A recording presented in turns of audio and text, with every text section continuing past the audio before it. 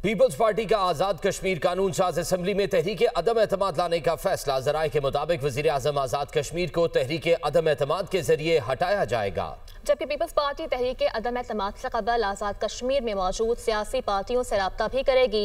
Peoples party का तहरीक अदम एतमाद से मुतल्लिक नंबर्स पूरे होने का दावा भी सामने आ रहा है। मजीद क्या डिटेल्स हैं शेयर करेंगे, यासिर मलिक ने हमें ज्वाइन किया है। आगाह कीजिएगा यासिर।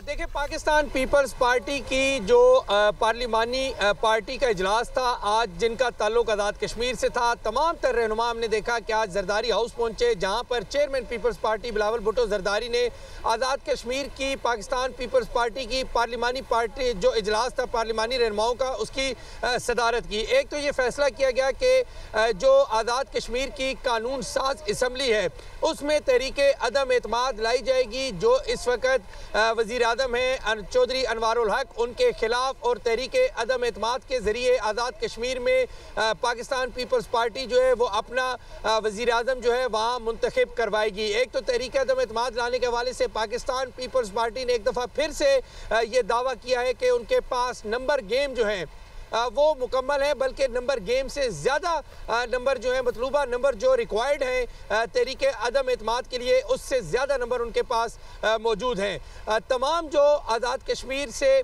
ताल्लुक़ रखने वाले पाकिस्तान पीपल्स पार्टी के जो रहनुमा थे वह उनकी चेयरमैन पीपल्स पार्टी बिलावल भुट्टो जरदारी ने आज़ाद कश्मीर की सियासी सूरत हाल के हवाले से उनसे सवाल जवाब भी किए, और इसके साथ साथ अब तमाम जो आज़ाद कश्मीर से ताल्लुक़ रखने वाले जो रहनुमा थे, जिनमें लतीफ़ अकबर थे, इसी तरह से चौधरी यासीन थे और सरदार याकूब थे, सरदार तनवीर इलियास, बादिल नकवी और फैसल राठौर समेत तमाम जो आज़ाद कश्मीर से ताल्लुक़ रखने वाले पीपल्स पार्टी के अरकान है वो इस वक्त जरदारी ईवान सदर जो है वो रवाना हो चुके हैं। और ईवान सदर में 7 बजे के करीब जो है सदर मुमलिकत आसिफ अली जरदारी की सरबराही में एक अहम इजलास होने जा रहा है। उसमें भी इस फैसले से मुतल्लिक सदर मुमलिकत आसिफ अली जरदारी को आगाह किया जाएगा और ठीक है, फर्दर आगाह भी किया जाएगा। यासिर, बहुत शुक्रिया, आपने हमें अपडेट किया।